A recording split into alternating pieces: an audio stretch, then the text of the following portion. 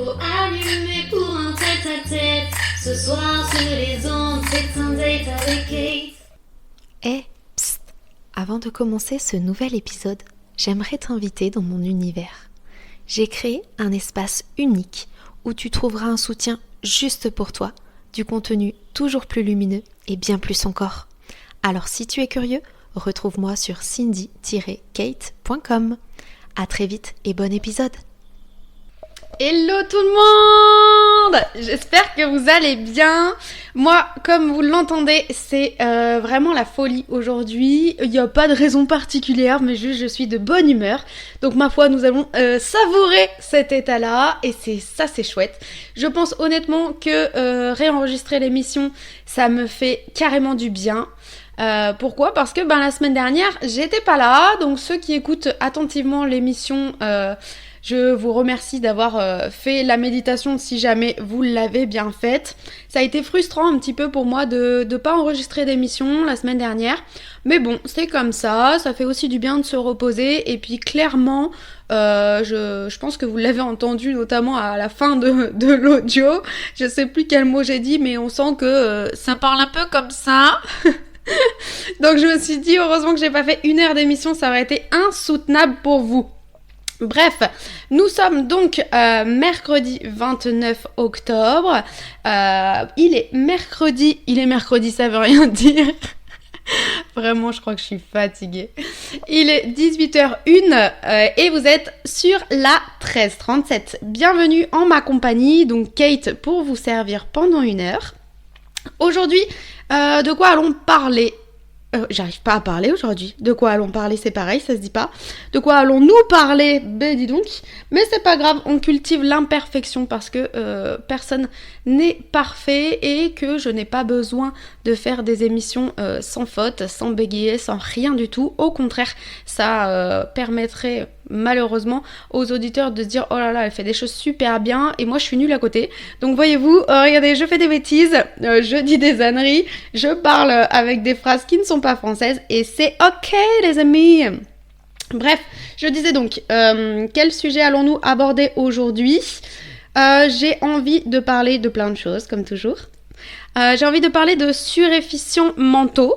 J'ai envie de parler de prendre de la hauteur. J'ai envie de vous donner aussi la suite du jeu Scrabble que j'ai inventé pour lâcher prise parce que j'ai obtenu 2 nouvelles lettres.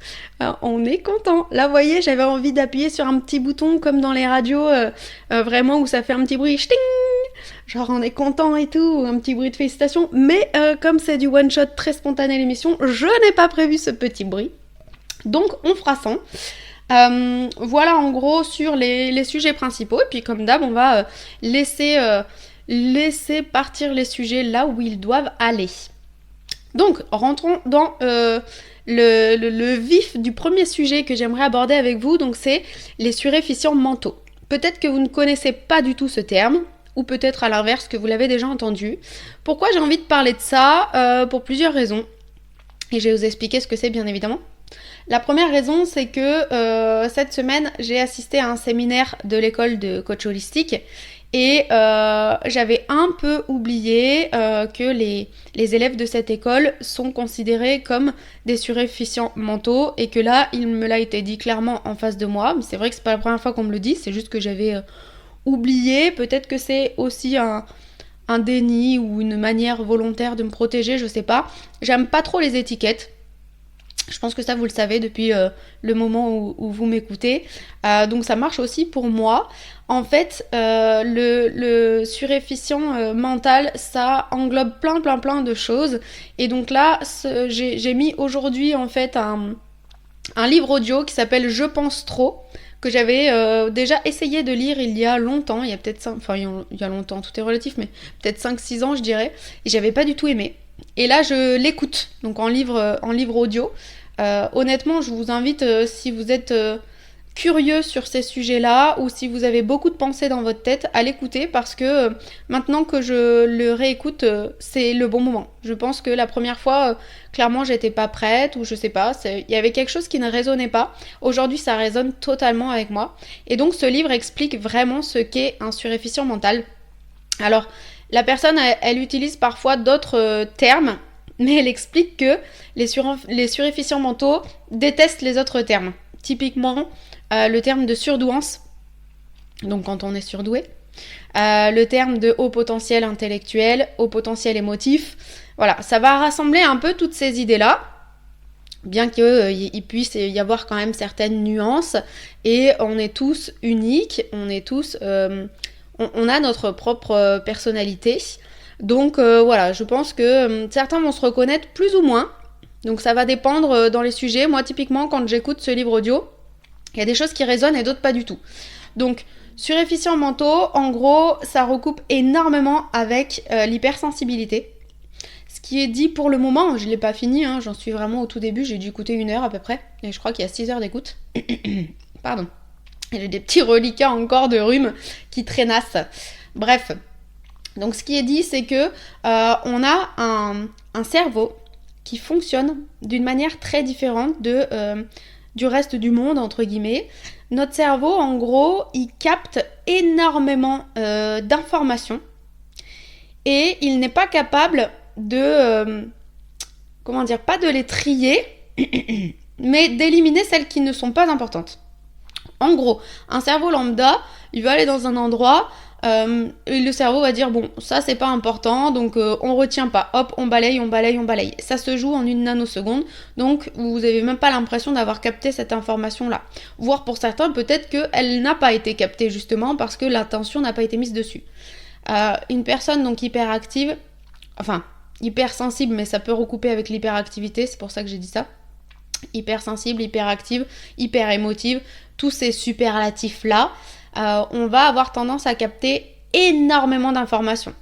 Donc là, dans les exemples qui sont donnés dans le livre, c'est la personne se rend dans un endroit, elle va être peut-être potentiellement dérangée s'il y a beaucoup de lumière, s'il y a beaucoup de bruit, elle va capter un son, elle va imaginer, typiquement là c'est...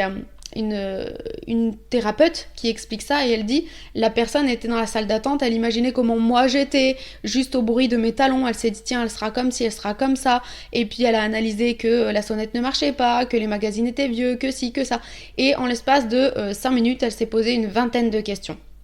Donc en fait c'est exactement ce qui se passe. Moi je me reconnais dans ce qu'elle écrit parce que elle explique parfois quand on est en soirée, on va avoir tendance à capter plein de choses et on a tellement d'informations dans notre tête que déjà ça nous épuise et en fait parfois on est un peu dans la lune.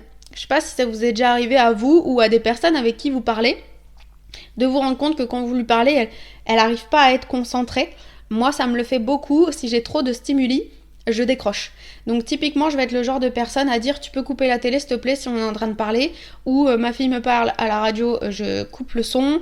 Moi je suis très auditive par contre, j'entends les prises, les multiprises, c'est très dérangeant, le moindre bruit en fait j'arrive à le distinguer. Elle explique dans le livre que on a la capacité de presque, distinguer chaque son. Donc ça peut être la machine à laver, on entend la télé, en même temps il y a une conversation à côté. On sait en fait tout écouter en même temps. Seulement quand on le fait, ça fait un peu une surcharge mentale. Et donc, on aimerait juste appuyer des fois sur le bouton off, mais on ne peut pas. Parce que nos cerveaux, à nous, ils n'ont pas de bouton off. Alors que le cerveau d'une personne lambda, si elle a envie de penser à rien, entre guillemets, elle peut. Donc une personne comme nous, voilà, c'est quelque chose de physiquement impossible. C'est pas qu'on veut pas, c'est qu'on ne peut pas. Il est impossible de débrancher le cerveau en fait. Donc ce livre est super intéressant je trouve.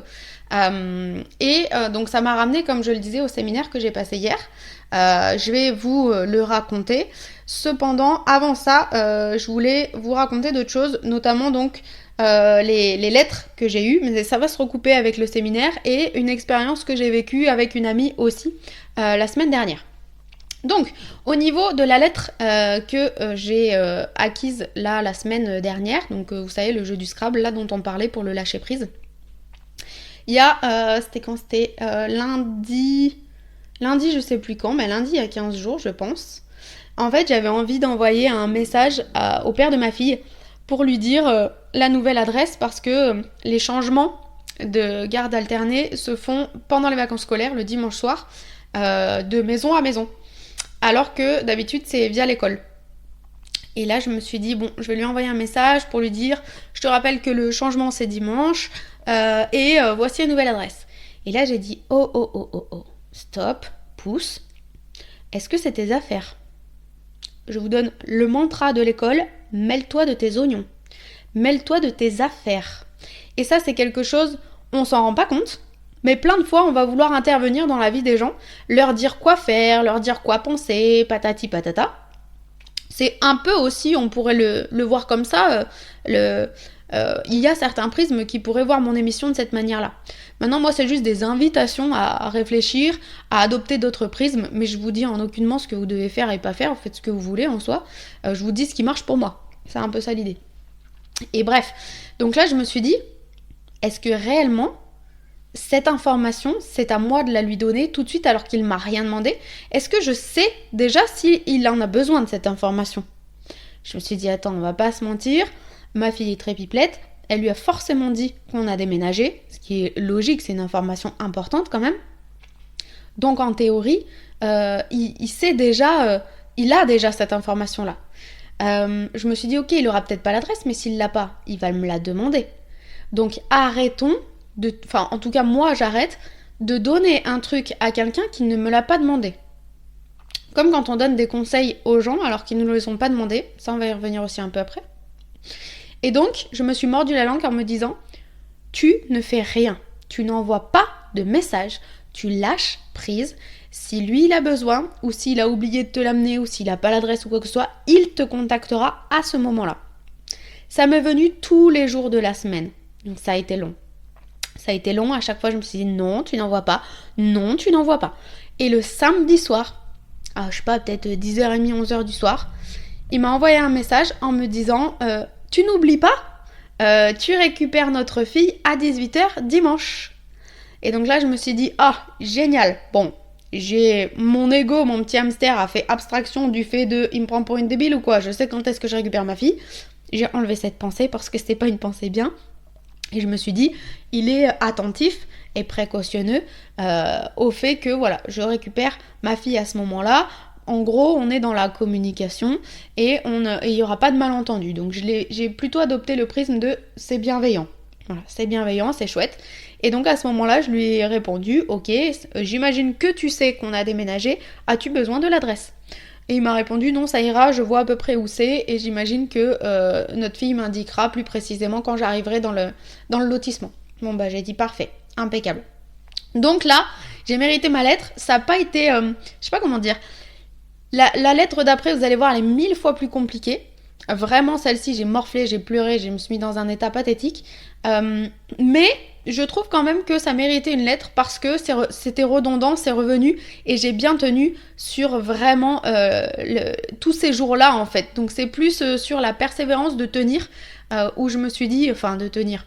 C'est un peu ironique parce qu'on parle de lâcher prise, donc en théorie on est censé lâcher, mais voilà, le fait de ne pas y être allé et de faire confiance à la vie et aussi de lui faire confiance à lui parce que bien souvent, malheureusement, on a tendance à juger ou se dire ils sont pas capables de ci, ils sont pas capables de ça, surtout quand on parle des ex, etc. dans les gardes alternées. Et finalement, non, ok, il est pleinement capable en fait, c'est un bon papa, donc stop, à partir de là, tout s'est bien passé. Donc voilà pour la première lettre. Et donc la deuxième lettre, ça c'est ce que je voulais vous raconter, c'est l'anecdote avec mon amie. En fait, on a réservé avec ma copine un Airbnb jacuzzi. Donc j'aime bien faire ça de temps en temps pour juste s'évader, se faire un peu de bien, être dans la détente. Ça m'arrive, je suis déjà allée une fois toute seule. Ça c'est raconté dans mon livre, qui n'est toujours pas fini de corriger, mais promis, dès que ce sera le cas, je vous en informerai. Qu'est-ce que je disais ? Je sais plus maintenant. Bon oui, que je faisais les Airbnb jacuzzi, donc soit toute seule, soit ça m'arrive d'y aller avec ma fille, soit avec des amoureux, soit avec donc des amis. Et là, la proposition a été faite, alors je sais plus si c'est mon ami ou si c'est moi, mais enfin bref, on a organisé ce moment-là et on a décidé d'inviter nos filles. Donc sa fille, elle a 1 an de moins que la mienne, on est donc sur 8 et 9 ans. Et on est parti vraiment pas loin de la maison. Le but, c'était pas de se fatiguer à faire de la route, c'était de se faire du bien, au contraire. Donc, peu importe que ce soit à Pétaouchnok ou juste à côté de la maison, c'est très bien. Et ce qui s'est passé, donc, c'est avant de partir, ma fille me dit, bah moi, j'aimerais bien dormir avec ma copine. Bah, je lui dis, ok, pas de problème, tu veux dormir avec ta copine, moi je dormirai avec la mienne. Finalement, arrivée sur place, elles s'entendent hyper bien, moi, elles se sont déjà vues plein de fois. Hein. Elles s'entendent hyper bien, elles rigolent, patati patata, bam, changement de plan, en fait... Non, au départ, c'était maman, je veux dormir avec toi. Là, changement de plan, en fait, je veux dormir avec ma copine. Donc je dis, bon, bah, très bien.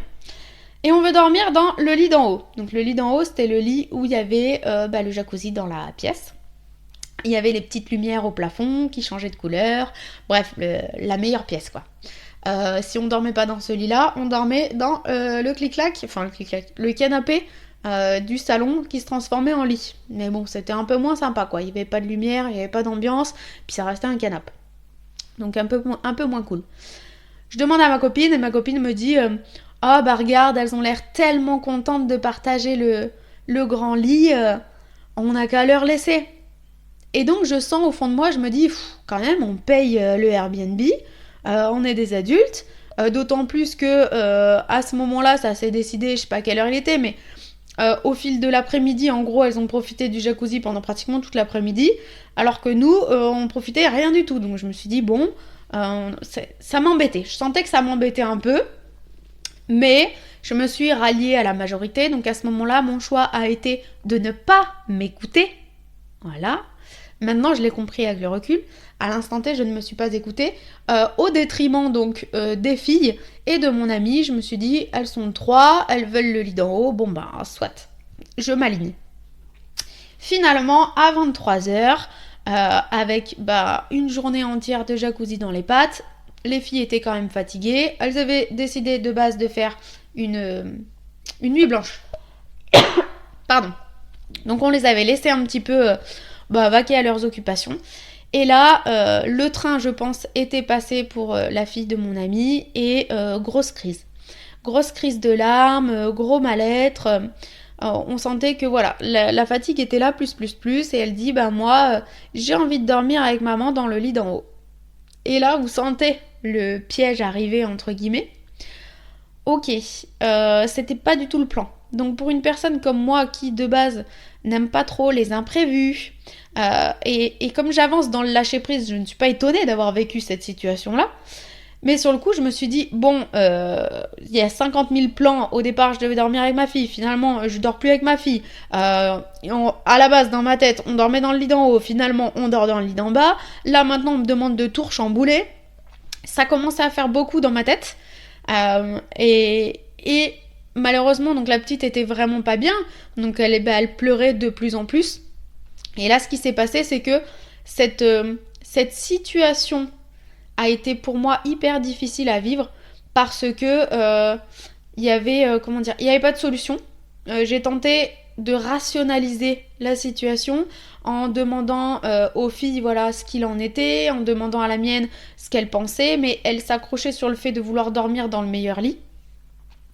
Donc j'ai demandé à la petite de ma copine, qu'est-ce qui est plus important pour toi ? Est-ce que c'est de dormir dans le lit d'en haut ou est-ce que c'est de dormir avec maman ? Elle a pas su se positionner. J'ai posé la même question à la mienne m'a dit « Moi je préfère dormir dans le meilleur lit, que ce soit avec toi ou avec ma copine, peu importe. » Bon ok, très bien.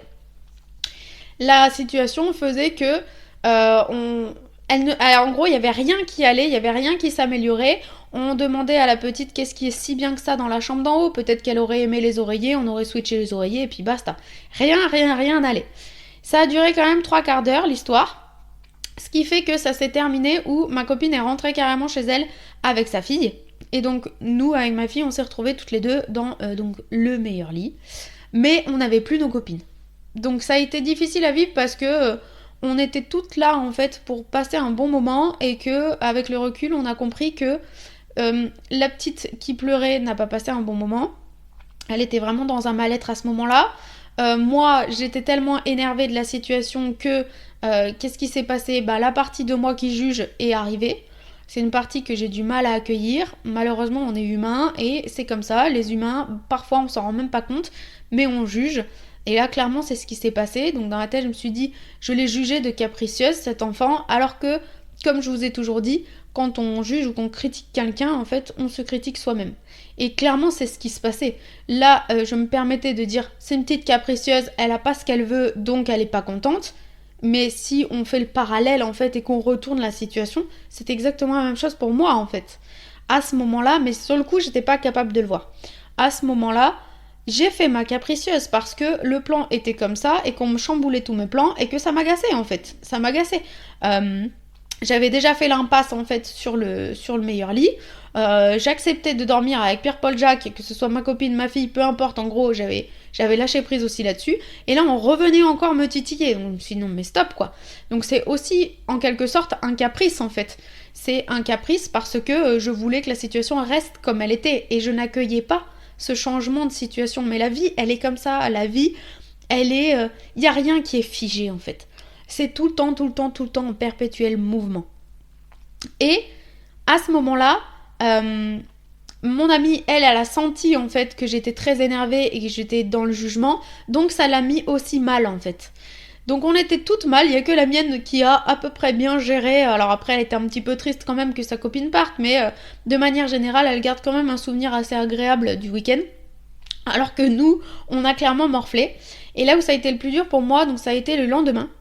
En fait, le lendemain, donc mon ami a vidé son sac. Donc déjà, je trouve ça bien parce que pour moi, la vision de l'amitié, c'est comme celle du couple, c'est une communication qui est hyper importante.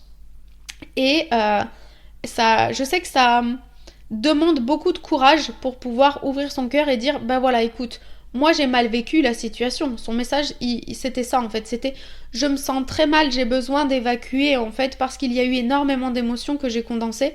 Que j'ai gardé au fond de moi et j'ai pas envie que ça crée de la rancœur entre toi et moi, donc j'ai besoin de t'exprimer le mal-être et comment j'ai perçu les choses. Et donc là elle m'explique en fait voilà, que dès le début, chose que moi j'avais pas vue, pour moi le Airbnb en fait s'est mal passé à partir de 23h. Elle, dès le début, elle a senti que j'étais pas dedans, elle l'a pris personnellement. Alors que j'avais mal à la tête, mais c'était pas personnel, juste j'avais mal à la tête. Elle s'est dit, tiens, elle a pas envie d'être là. Elle a pas envie d'être là, elle a adopté un prisme où les jours précédents, elle était pas bien. Et en fait, elle s'est dit, ma copine, elle est là, presque par pitié, je pense, parce qu'elle savait que j'étais pas bien, donc elle s'est forcée à venir, mais elle avait pas envie de venir. Chose qui était faux, puisque effectivement ma copine n'était pas bien une semaine avant. Mais les jours qui ont suivi dans la semaine, on s'était écrit pratiquement tous les jours, elle me disait elle allait mieux. Donc moi, dans ma tête, elle allait mieux, point. Donc à aucun moment je suis venue par pitié, entre guillemets, pour elle. Au contraire, je suis venue pour passer un bon moment avec mon amie, en fait. Et donc elle m'explique ça, et après elle me dit, voilà, un moment où ma fille a été aussi... très oppressante, très chiante, on voulait faire du jacuzzi juste toutes les deux, et ben elle squattait dans le jacuzzi, alors qu'on lui avait dit non, enfin c'est vrai que j'aurais pu lui mettre plus de limites à ce moment-là, mais j'avais tellement envie de lâcher prise que finalement le lâcher prise il a pris le pas sur tout. Donc la question que je me suis posée c'est, ok, on a envie de lâcher prise, mais on lâche prise au détriment de quoi en fait? Parfois le lâcher prise... je sais pas comment expliquer, il est pas toujours de mise en fait. Le lâcher prise, ça veut pas toujours dire ok pour les autres et non pour soi. Parce que je l'ai appris là à travers le séminaire que j'ai passé. Ce qui s'est passé, c'est que ce que j'ai vécu moi, c'est ce qu'on appelle de la haute trahison. Donc ça, je ne le savais pas, hein, je vous le donne en mille. En gros, on m'a expliqué, le meilleur lit, tu le voulais et tu ne l'as pas dit, donc tu t'es trahi. Et la haute trahison, pour info, ça amène à se battre contre soi-même, puisque là j'avais envie de quelque chose mais je ne me suis pas écoutée, donc je me bats intérieurement en fait pour savoir qu'est-ce que je fais, et en se battant contre soi-même on devient une Amazone et on a un cancer du sein, pour info, hein. Je vous fais le résumé. Alors je vous dis pas que toutes les femmes qui font de la haute trahison ou qui se battent avec elles-mêmes ou avec les autres vont avoir un cancer du sein, c'est pas ce que je dis, mais je vous explique juste comment certains cancers arrivent en fait. Déjà si on prend le langage des oiseaux, le cancer c'est quand ça serre. Donc en fait si on est, et là c'est ce qui se passait, moi j'étais dans une situation très oppressante où je savais pas trop quoi faire, ça me serrait le cœur entre guillemets.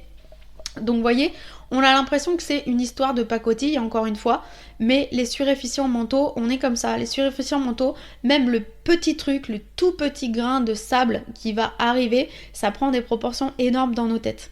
Et c'est ok en fait, donc je mets aucun jugement là-dessus, au contraire, je m'accueille comme je suis, parce que c'est mon état d'être, il est ainsi, et j'ai envie de dire, c'est pas que c'est pas grave, au contraire, je sais que l'hypersensibilité est un pouvoir. Si vous n'avez pas lu les livres de Fabrice Midal, je crois que c'est ça si je dis pas de bêtises, ils sont géniaux. Suis-je hypersensible ? Point d'interrogation. Je suis sûre du titre, par contre la couverture est bleue. Suis-je hypersensible ? Il en a fait d'autres aussi sur l'hypersensibilité qui sont extrêmement bien. Donc bref, cette situation, voilà, elle était difficile. Et là, quand j'ai reçu le message de mon ami, mais je me suis pris une claque monumentale. Parce que déjà, je ne pensais pas qu'elle l'avait aussi mal vécu. Et ce qui se passait, en fait, c'est que moi, je voyais pas plus loin que le bout de mon nez. À aucun moment, j'ai pris de la hauteur. Ce que j'ai vu dans la situation, ce que j'ai jugé à tort, c'est « Ah, elle fait un caprice. La petite fait un caprice. » Et le lendemain, donc, voyons que j'étais vraiment pas bien à la suite de ce message. Donc, mon compagnon et moi, on a beaucoup discuté. Et il m'a amené un petit peu à cheminer, à accueillir un peu mes émotions. Donc, je suis passée de beaucoup de colère sur la petite, parce que pour moi, elle était responsable à 100%, c'était elle qui avait saccagé l'ambiance, etc., etc. Finalement, il m'amène à me poser d'autres questions, il m'amène à comprendre que les enfants, en fait, c'est jamais de leur faute. Que ce soit ma fille, que ce soit n'importe quel enfant, en fait, peu importe, c'est pas de leur faute. Eux, ils font juste ce qu'ils ont appris. Ce qu'ils ont appris des parents, ce qu'ils ont appris de leur environnement, à l'école, des grands-parents, des amis, etc. Ils font du mieux qu'ils peuvent avec les cartes qu'on leur a données. Et il y a des cartes qu'ils ne savent pas jouer. Et là, clairement, on ne peut pas demander à une enfant en fait, de 8 ans de prendre de la hauteur et de se dire, bon, bah en fait, pour que tout aille mieux, entre guillemets, je vais me mettre de côté. Parce qu'elle aurait fait une haute trahison. Donc là, finalement, elle nous a appris des choses puisque elle ne s'est pas trahie, elle a expliqué en fait ce qu'elle voulait et ce que moi j'ai vu comme un caprice, finalement, c'est un maintien, un cap vers en fait je veux ça et je sais ce que je veux, pourquoi vous voulez pas que j'ai ça en fait ? Je dis pas qu'on doit céder à tous les caprices des enfants, mais là pour le coup, c'est venu résonner en tout cas, je pense autant pour ma copine que pour moi, sur le fait de s'écouter puisque ni l'une ni l'autre, là à ce moment-là on s'était écoutés nous. Donc c'est un exercice qui est intéressant. Ensuite, donc les enfants, comme je le disais, ils apprennent des parents. Et donc mon compagnon me dit, est-ce que la petite de ta copine, est-ce que ta copine, par exemple, est en capacité de dire à l'instant T ce qu'elle veut et quand ça lui va pas ? Si la réponse est non, déjà on sent qu'avec l'enfant essaie d'aller sur un terrain qu'elle connaît pas trop.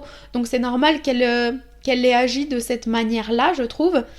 Et ensuite, donc voilà, ma copine, comme tout le monde en fait, a des points à cheminer.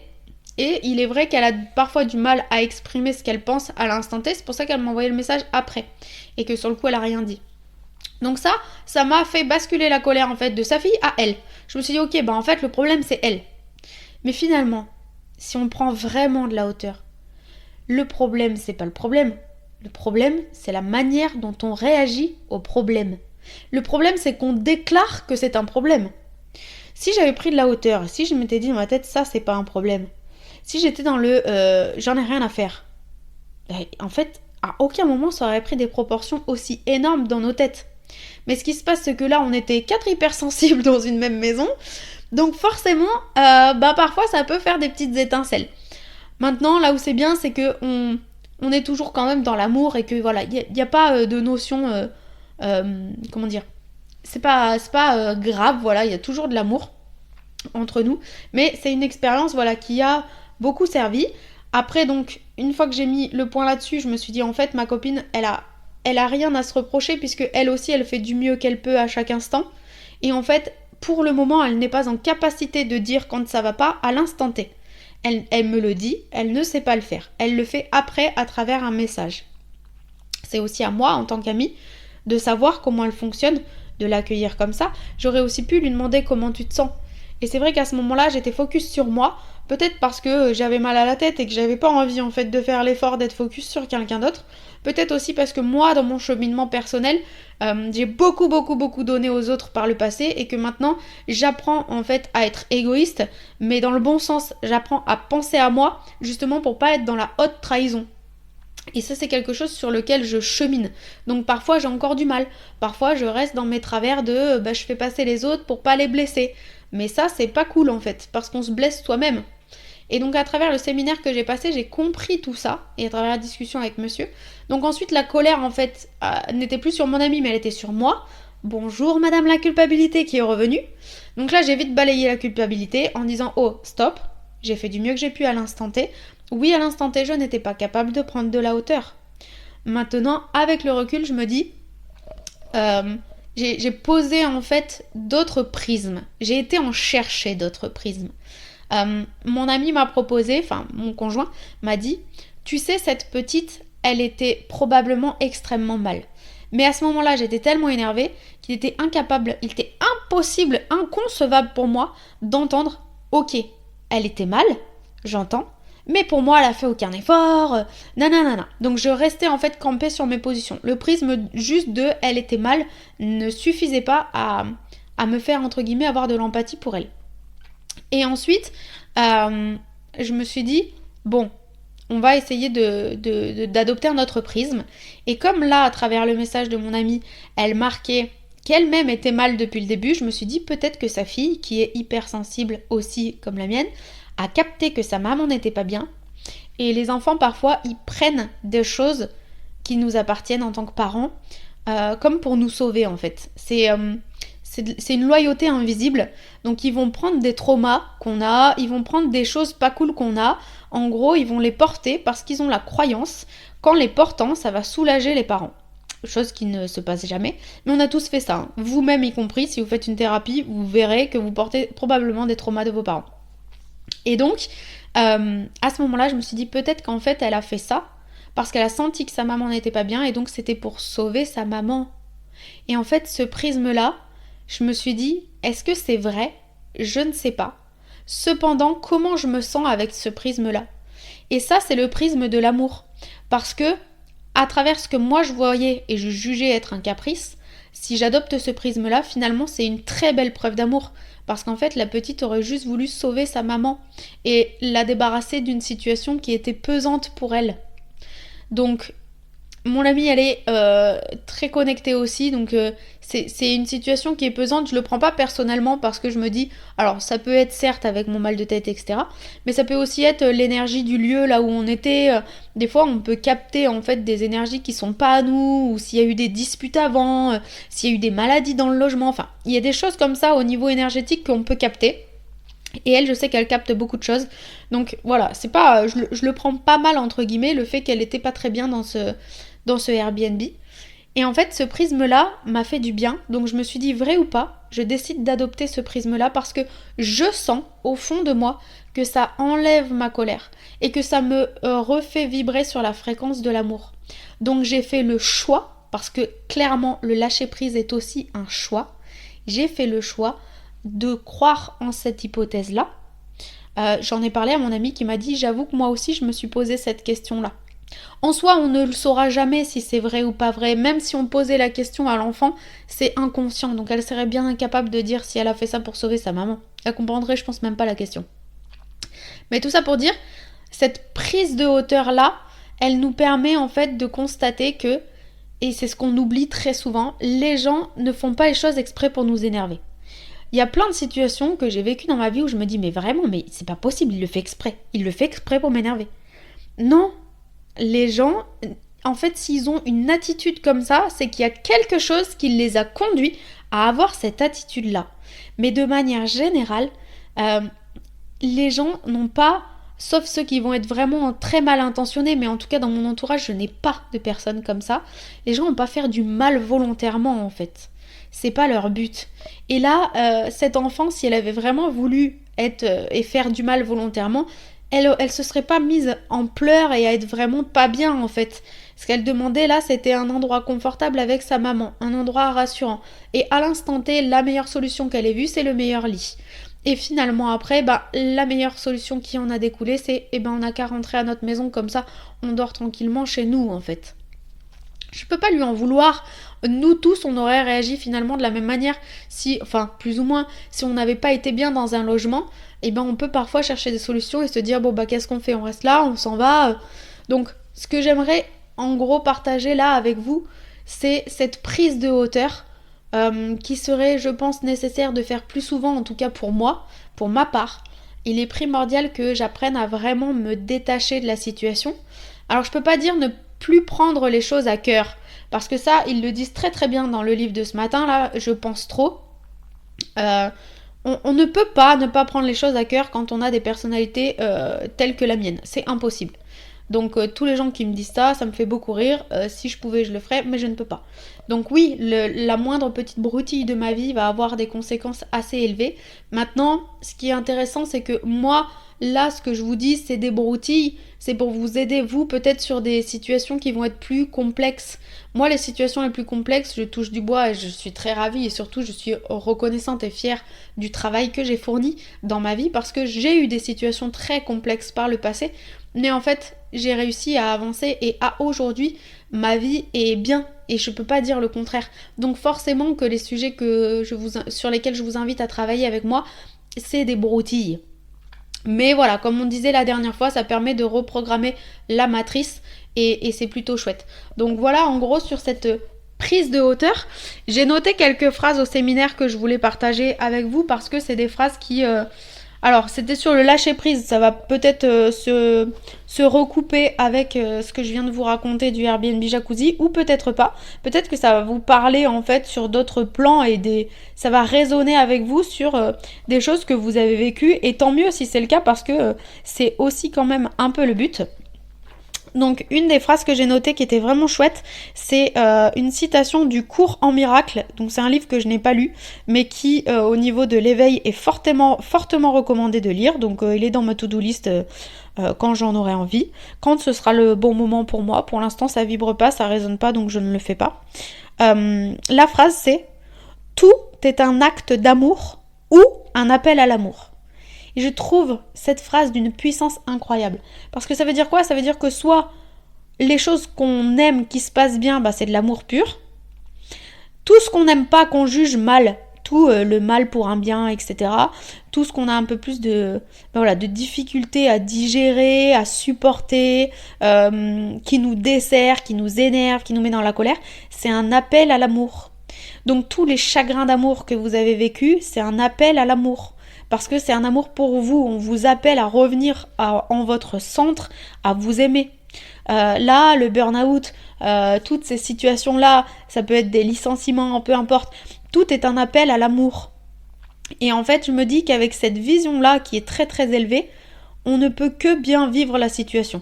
Si on réussit à avoir l'amour, et c'est mon objectif, clairement, si je réussis à avoir l'amour dans chaque situation, parce que chaque situation est complète, chaque situation est bien faite. La vie, c'est ce qu'elle fait. La vie, c'est 1000 fois mieux que moi, petit humain.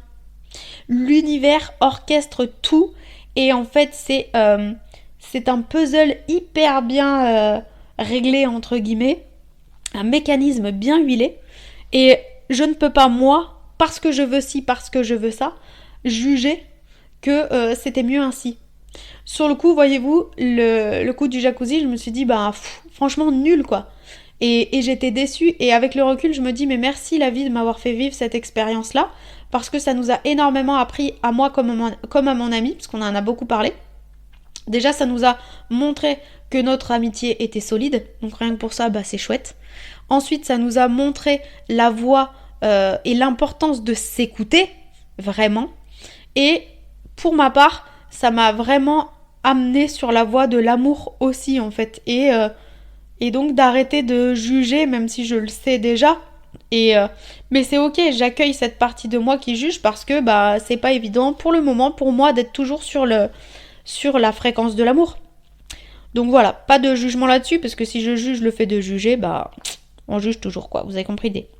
Bref, une autre phrase donc qui était très intéressante, qui a été dit, En gros, ils ont expliqué que parfois quand on est dans des situations comme ça compliquées, où on ne sait pas comment intervenir ou réagir ou quoi, on peut demander de l'aide. On a déjà eu cette conversation plusieurs fois au cours des émissions précédentes.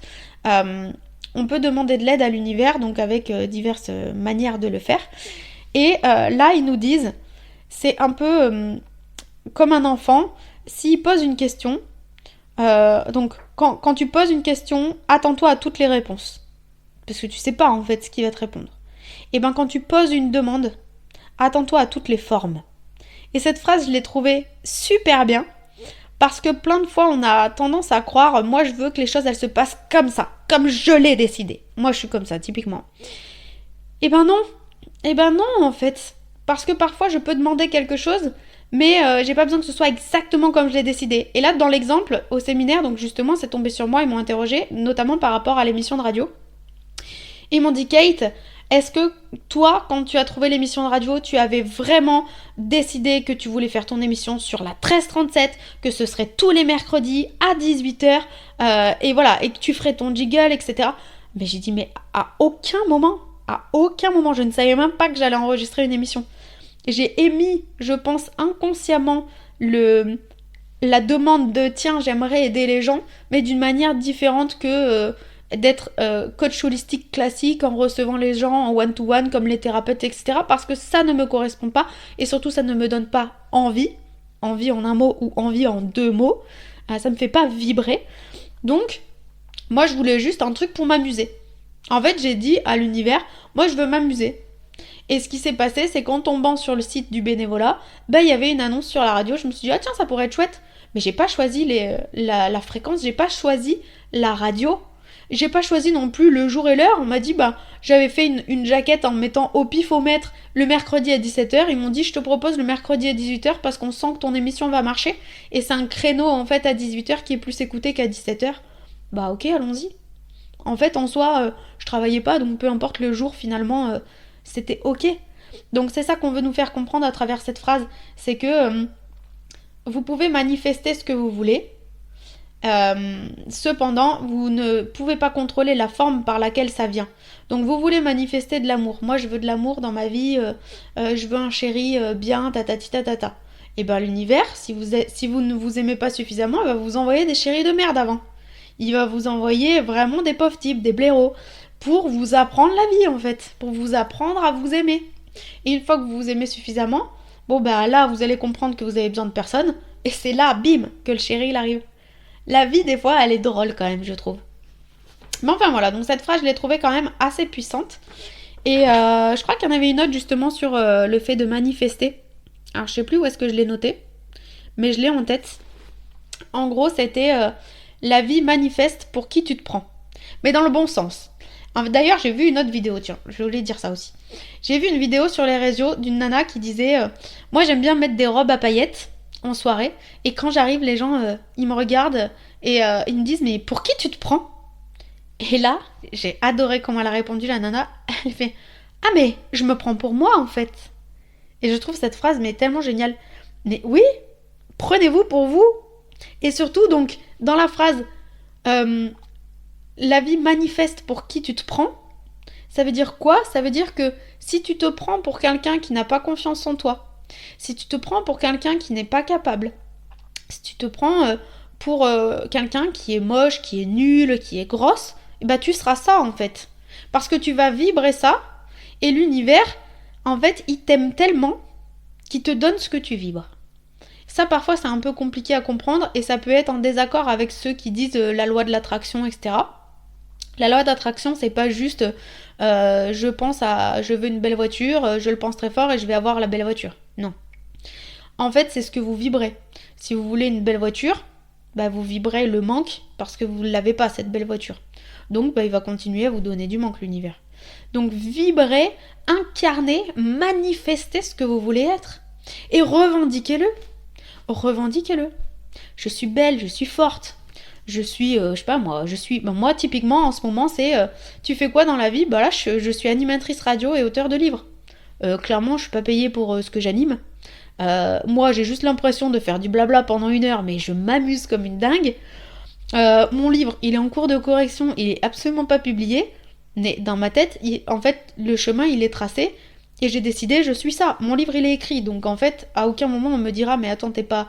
On peut me dire d'ailleurs, mais t'es pas du tout auteur de livre. D'une, on peut pas l'acheter, ton livre. C'est que du blabla. Pour l'instant, on n'a aucune preuve. Personne l'a lu, rien. Enfin, à part ma meilleure amie qui le corrige, bien sûr. Et de deux, juste parce que t'as écrit un livre, ça y est, tu t'auto-proclames auteur de livre. Bah ouais, en fait, les gars. Ben ouais. En fait, cette idée, je l'adore. Et écrivez un livre, et puis après on en reparlera. Donc ouais, en fait, j'ai décrété que je suis auteur de livre. J'ai décrété que je suis animatrice radio. Même si c'est du bénévolat, même si c'est pas cadré, que ça part dans tous les sens, et que la majeure partie du temps, je ne sais même pas de quoi je vais parler, bah c'est pas grave en fait. J'ai mes cartes de visite, et je vous dis même pas le plaisir que j'ai à les distribuer, quoi. Et ça fait un peu je me la pète, mais moi comme je le vis, c'est même pas je me la pète, c'est je kiffe. Clairement, je trouve qu'il y a une différence là-dedans. Parce que je me la pète, c'est vraiment... je vous montre que j'ai réussi. Là, pour moi, c'est même pas je montre que j'ai réussi, parce que clairement, n'importe qui me dirait « Attends, t'as même pas de travail, t'es une clocharde !» Bah écoute, si pour toi, réussir, c'est avoir un travail, oui, à ce moment-là, j'ai pas réussi, bah c'est ok en fait. Pour moi, réussir, c'est être épanoui dans ma vie.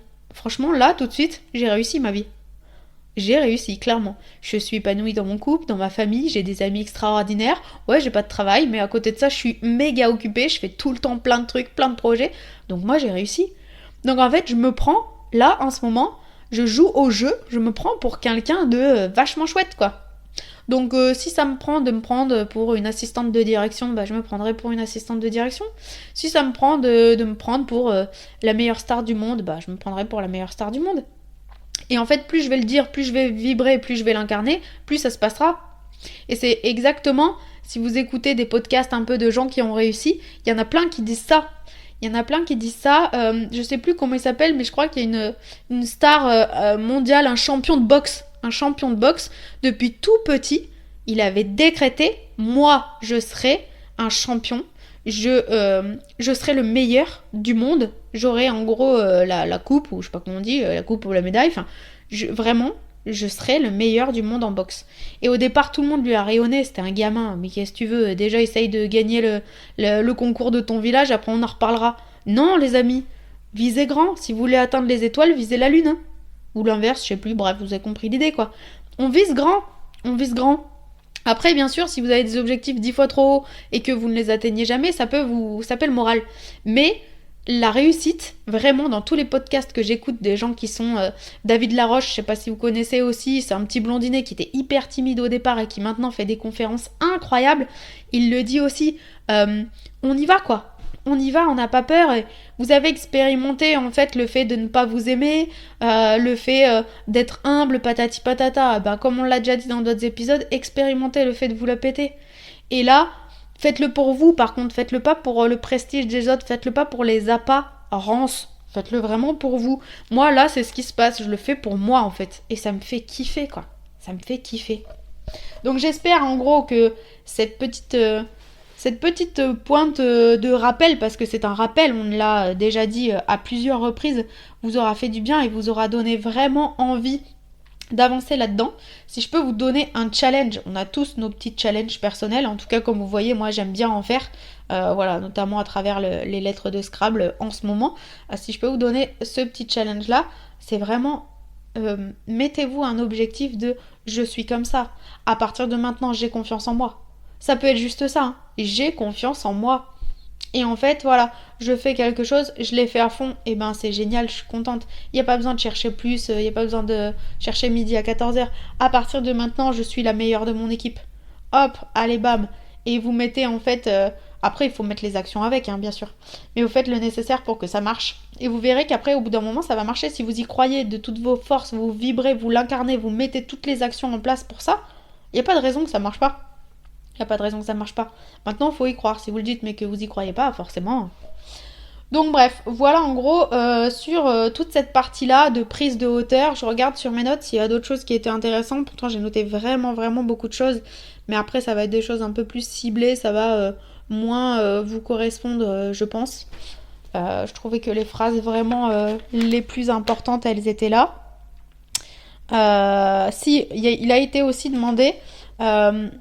une question un peu genre est-ce que le destin existe, parce que on a dit qu'on était créateur de plein de choses, mais en même temps il y a des choses qu'on ne choisit pas. si votre voisin vous hurle dessus et que vous avez rien fait, littéralement rien fait, à ce moment-là, bon bah vous l'avez pas choisi. Si par contre vous lui avez mis des bâtons dans les roues, bon ça peut se comprendre, c'est encore autre chose.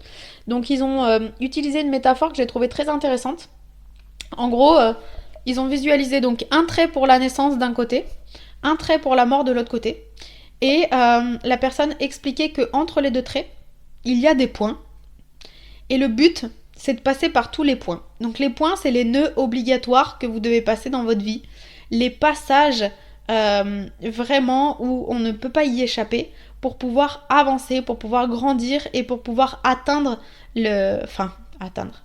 j'ai envie de dire atteindre un niveau d'éveil, mais ça peut être à double tranchant de le vous dire comme ça parce que en vrai dans la vie on n'a rien à atteindre, donc il faut juste revenir à un état originel. C'est pas vraiment atteindre, c'est quelque chose que vous avez déjà tous en vous en fait. Le fait d'être bien et d'être vraiment tout le temps 100% en amour, c'est quelque chose qu'on a déjà tous en nous, c'est juste qu'on a oublié comment faire quand on s'est incarné sur Terre.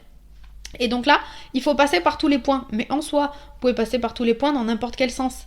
C'est pas comme, vous savez, le jeu des enfants justement où il y a tous les petits points et c'est marqué le 1, le 2, le 3 et il faut rassembler dans l'ordre les points. Là en fait, c'est vous qui faites ce que vous voulez à travers les points. L'idée c'est juste de passer par tous ces nœuds-là. Là. Donc soit vous les passez avec difficulté, vous les subissez et vraiment vous détestez votre vie et vous faites que râler, rouspéter, etc. Et c'est votre droit en fait, c'est ok si vous avez envie d'une vie comme ça. Soit en fait vous voyez que tout concourt au bien et que vous êtes en reconnaissance de tous les événements que vous avez vécus, comme moi là, le Airbnb jacuzzi, le deuil, le décès de mon père, le burn-out, le chagrin d'amour. Merci la vie de m'avoir fait passer par là. D'ailleurs, il y a une autre phrase que j'ai écoutée aussi sur les réseaux cette semaine qui était très intéressante, c'était « Ce que tu ne changes pas, tu le choisis ». Et pareil, je trouve cette phrase mais hyper puissante. Je me suis arrêtée, je l'ai écoutée 3 fois et je me suis dit ah ouais, ce que tu ne changes pas, tu le choisis. Et je pense que c'est pour ça que moi j'ai tendance à beaucoup changer dès qu'il y a un truc qui me plaît pas. À aujourd'hui, je peux dire que j'ai choisi ma vie et je suis pleinement satisfaite. Là en gros, je peaufine, je fignole quoi. Je fignole. Mais j'aime ma vie et je vous invite et j'espère vraiment de tout mon cœur que vous aussi vous aimez votre vie. Et si c'est pas le cas, bah j'ose espérer qu'à travers ces petits témoignages de ma vie, ça puisse vous inspirer, vous motiver à avancer et à faire plein de choses. Donc bref, voilà sur les phrases. Je vais regarder aujourd'hui, j'avais pris des petites notes quand même, mais alors très rapides. On a dit tout, mis à part donc la suite de l'entretien. Je vous ai pas tenu au courant, ça fait 15 jours. Donc l'entretien, c'est intéressant. En fait, j'ai passé donc l'entretien d'embauche, vous savez, pour l'offre qui m'a fait super vibrer, etc. Donc l'entretien en soi s'est bien passé, la DRH était hyper sympa. C'était chouette parce que quand je me suis entraînée, pour vous dire à quel point la vie c'est ce qu'elle fait. Quand je me suis entraînée avec mon compagnon pour l'entretien, à certaines de mes réponses, il me disait bon, moi je pense pas que tu devrais dire ça, c'est un peu trop élevé spirituellement, etc. Typiquement la question où vous voyez-vous dans 5 ans, je lui ai répondu que moi j'étais dans l'ici et maintenant, et que la vie était beaucoup trop changeante et mouvante pour savoir où est-ce que j'allais être dans 5 ans, et que en fait je faisais tellement confiance à la vie que du moment que j'étais heureuse, c'est tout ce qui m'importait. Donc que je reste au niveau de assistante de direction, que je devienne cadre, que je ne sais quoi, en fait j'irai à partir du moment où ça me rend heureuse. Et lui donc me dit ouais, en gros tu peux pas dire ça, sous-entendu les employeurs ils veulent vérifier si t'as de l'ambition, et puis imagine tu tombes sur quelqu'un de très terre à terre, tu lui dis je fais confiance à la vie et tout, enfin ça peut te jouer des tours. Et là je lui ai dit ok, j'entends, je te remercie pour ton argument, parce que c'est de l'amour qui m'envoie à travers ça, hein, à travers son prisme. Cependant, je lui ai dit, je n'ai pas envie en fait de me renier. Et là, justement, j'étais pas dans la haute trahison, donc ça c'est génial. Et je me suis dit, la vie c'est ce qu'elle fait, et si j'ai envie de le sortir comme ça, je le sortirai comme ça. Comme m'a dit mon amie, celle du Airbnb Jacuzzi justement, elle m'a dit, en fait les gens il faut qu'ils voient comme tu es dès le début, et c'est soit ils t'aiment comme ça, soit ils te prennent pas, mais dans tous les cas, même si tu fais semblant d'être une personne terre à terre, quand ils vont travailler avec toi, ils vont voir que t'es plutôt éveillé, etc. Donc il n'y a aucun intérêt finalement à porter un masque, à se cacher derrière ça et justement à répondre comme tous les candidats. Je suis pas recruteuse, mais je pense honnêtement que les recruteurs, ils ont envie de l'authenticité en face, ils ont envie d'une personne sincère qui sait où elle va, qui sait ce qu'elle dit, et pas forcément, qui pense ce qu'elle dit en tout cas, et pas forcément qui dit ce qu'on a envie d'entendre. Et donc le jour J, je crois que cette question n'est pas tombée. Cependant, à travers mes réponses, je pense inconsciemment, sans vraiment m'en rendre compte, j'ai dû manifester des idées comme ça parce que la personne m'a dit je sens que vous êtes pleine de peps, je sens que vous êtes aussi une personne assez émotive, un peu une éponge. Elle me dit je le sens dans la manière dont vous parlez, etc., dans votre être. Et en fait, ce qui se passait, c'est qu'elle était comme moi en face. Donc on parlait le même langage, donc elle m'a pleinement comprise quand je donnais des réponses ainsi. Et c'est pour ça que la vie, elle est bien faite. J'aurais pu tomber sur n'importe quel recruteur, mais non, je suis tombée sur elle qui parlait le même langage que moi. Et c'était hyper intéressant. Pourquoi ? Parce qu'en gros, elle est... Honnêtement, si elle écoute ce podcast, je la remercie d'ailleurs. Parce que je lui ai donné une carte. Ça, c'était rigolo aussi. Je me suis dit, qu'est-ce que je fais ? Ouh là là. J'ai quand même donné tous les détails de ma vie. Rappelons que j'ai parlé de tous mes ex, de mon passif à la banque, etc. Mais c'est ok en fait. C'est ok, si elle a envie d'écouter, elle écoute. Si elle a pas envie, elle écoute pas. Et puis, comme m'a dit mon amie, voilà. Elle se fera son propre avis. Je vois pas pourquoi ça me porterait préjudice pour être prise. Et en fait, voilà, ce qui était intéressant, c'est qu'elle a su adapter ses propos derrière. En fait, elle a su m'expliquer que le directeur avec qui je serai amenée à travailler si je suis prise dans cette offre-là a une personnalité assez atypique. Et en fait, je me suis assez reconnue. Elle dit il part dans tous les sens. Donc là, je me suis dit ah, comme moi. Il est très créatif. Ah, comme moi. Cependant, il semble être une personne, ça c'est mes mots à moi, très exigeante, où il faut tout de suite. Il peut sortir de réunion, imprime-moi ça. Et c'est vrai que moi j'ai été comme ça. J'ai été dans les injonctions, non pas parce que je voulais mal parler aux gens, mais parce que j'étais pressée et que parfois quand je suis pressée, que je suis dans le jus, en fait je vais droit au but et il n'y a pas les formes de politesse, etc. Donc là c'est quelque chose aussi que je chemine avec ma fille, on apprend petit à petit à mieux parler et ça fait vraiment du bien pour tout le monde parce qu'elle était un peu sur ce mode là aussi et c'était très désagréable, surtout venant d'une enfant. Quand elle parle mal on a tendance à dire hello s'il te plaît, merci, etc. Donc voilà, je me remets aussi là-dedans, je chemine en même temps qu'elle. Et donc, tout ça pour dire, en théorie, je suis censée être convoquée pour un second entretien. Pour l'instant, c'est pas le cas, ça fait 15 jours, donc j'attends. Je fais confiance à la vie. Si c'est le cas, tant mieux. Si c'est pas le cas, tant pis. J'irai au second entretien parce que je veux voir, en fait, justement, ce directeur. Je veux voir un petit peu comment je le sens. C'est très important pour moi. Et en fait, j'ai été transparente avec la DRH en lui disant, ce poste, il m'intéresse. Cependant, de ce que vous me dites de la personnalité du directeur, j'ai quelques appréhensions. Ce qui est vrai, puisque comme je suis quelqu'un qui prend très à cœur les choses, que je suis émotive, etc., j'ai peur que ce soit compliqué pour moi d'être face à une personne comme ça, qui va avoir ses sautes d'humeur, qui va être énervée de temps en temps, qui va parfois mal parler. En tout cas, c'est comme ça que j'ai interprété ses propos à elle. Mais en même temps, on m'a dit, ouais, mais c'est aussi un challenge. Donc, vous voyez, je suis un peu partagée. Je me dis, d'un côté, c'est pas ce que je voulais un environnement sain, ça a pas l'air d'être très sain. D'un autre côté, il y a quand même beaucoup de points positifs sur le poste. Et ça me permettrait de me challenger et justement de voir si je suis capable de ne pas tout prendre personnellement. Donc ça pourrait être un très bon exercice. Et ça, c'est ce que j'ai dit ouvertement à la DRH. Je lui ai dit, je travaille actuellement sur le lâcher prise et ça serait un bon exercice pour moi. Maintenant, est-ce que j'en ai envie ? Je sais pas. Donc si je suis convoquée, je vais aller à l'entretien numéro 2 et je vais voir mon but, mon objectif. Il est très personnel. Il est de sentir dans mon corps l'énergie, la fréquence qu'il y a entre lui et moi.